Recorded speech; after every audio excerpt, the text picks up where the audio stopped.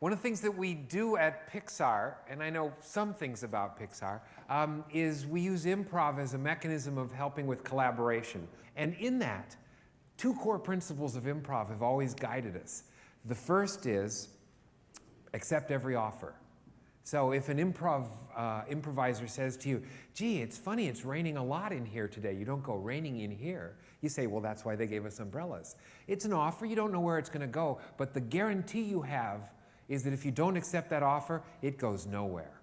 So you've got a sure thing on one hand, dead end, or you've got a possibility on the other. And the other principle is make your partner look good. What a great thing. So you know on a team that anything anybody says to you, you're going to get a chance to plus that. You're going to get a chance to have that be on the table. And they're going to try and make you look good, not make you look bad. At Pixar, what we mean by plussing is this. You take a piece of work, you take something that you're working on collaboratively, and when it's given to you, you don't judge it. You don't go, oh, this is pretty good. Here's what I'm going to do to make it better. Or this isn't so good. Here's how I'm going to fix it. You say, here's where I'm starting. What can I do with this? How do I plus this? How do I accept the offer and make my partner look good? So at Pixar, we want people who are good at something, not just a little good at it, really good at it. And depth is a great thing.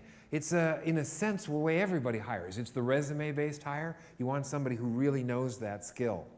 There's a problem with that. Most of the interesting jobs out there fall into this category, whether it's true or not, of being innovative jobs in innovative companies. If you're doing something that's never been done before, well, it's hard to imagine how you can find somebody's resume that shows that they're not only able to do it, but deep in it. NASA had this exact problem when they wanted to hire the first man to walk on the moon. Should have been person, okay. Times are changing. So their first search was this depth-based search. And what they found was there were far too many people who were deep, who were very good. They couldn't use that as a filter. And they realized what they wanted was not merely people who were successful, and in fact, maybe that was exactly what they couldn't afford in their depth-based search. They needed to find people who had failed and recovered. Those who had failed and hadn't recovered were not applying. They weren't around anymore. We're talking about test pilots for the most part. So that filters out one group. So that ended up being the way that the astronaut corps was chosen, was they were looking for people who had not simply avoided failure, but rather those who had seen failure and had figured out how to turn it into something.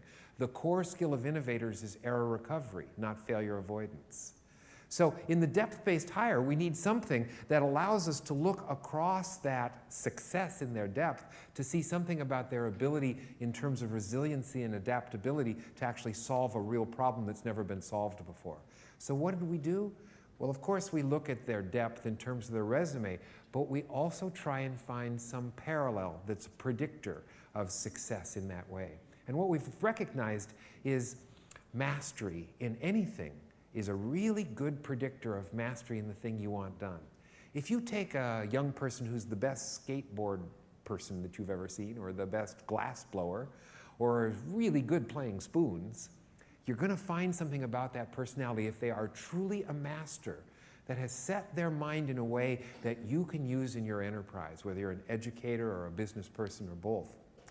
That sense of, I'm going to get to the top of that mountain, separates them from all of the other candidates almost instantly.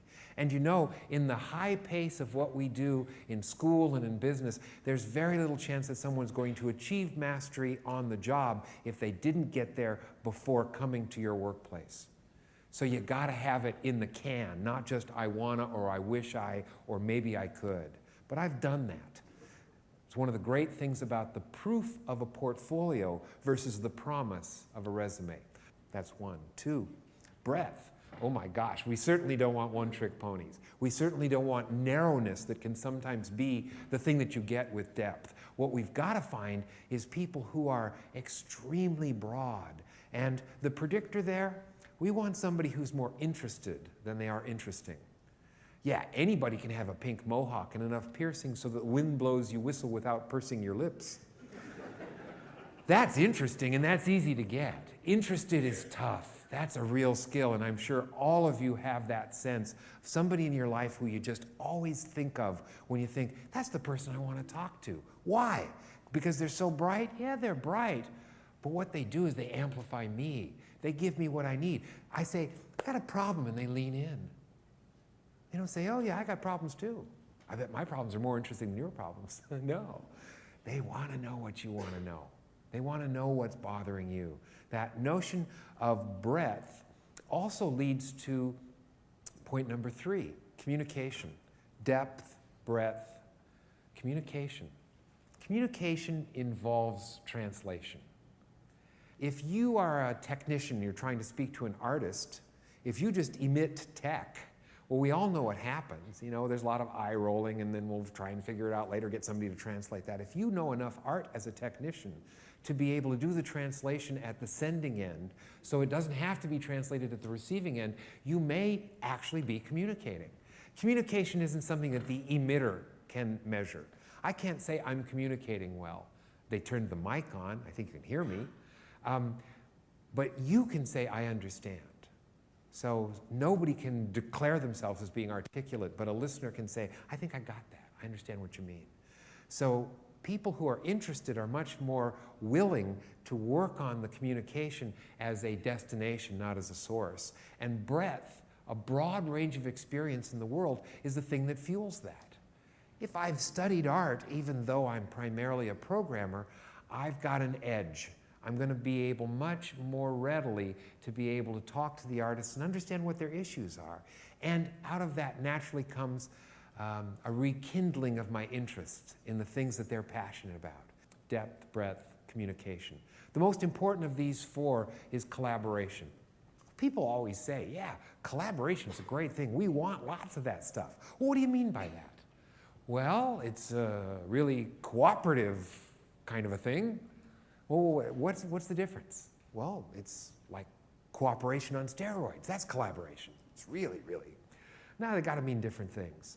Cooperation for us at Pixar is that thing that is a definition of a protocol that allows you not to get in each other's way. Think of an assembly line as the quintessential cooperative activity. The guy that puts the fender on station 1 has to do a good job, and the lady that puts the headlight on station 2, well, the guy's job on station 1 matters. But in a sense, a cooperative enterprise could in some way be done, as long as you had enough time or other resources, by a single person. Well, I put the fender on, and then I walk down here and I put the headlight on. There's nothing about the way job 1 is done that makes the person doing job 2 better. They can prevent job 2 from being done as well as it could be done. But there's nothing in the process that's optimizing that. Collaboration has to mean something different. It can't be a synonym for cooperation. Collaboration for Pixar means amplification. The amplification you get by connecting up a bunch of human beings who are listening to each other, interested in each other, bring separate depth to the problem, bring breadth that gives them interest in the entire solution, allows them to communicate on multiple different levels, verbally, in writing, in feeling, in acting, in pictures, and in all of those ways finding the most articulate way to get a high fidelity notion across to a broad range of people so they can each pull on the right lever. One of the most amazing things about school is that we have this untapped resource in a sense. Our students are the solution, they're also the problem, but there is an opportunity there if we can find ways of invigorating that leadership on our campuses that some of the problems may get well on their own. And then we can focus on those things that you know are on the table that you have to handle. For more information on what works in public education, go to edutopia.org.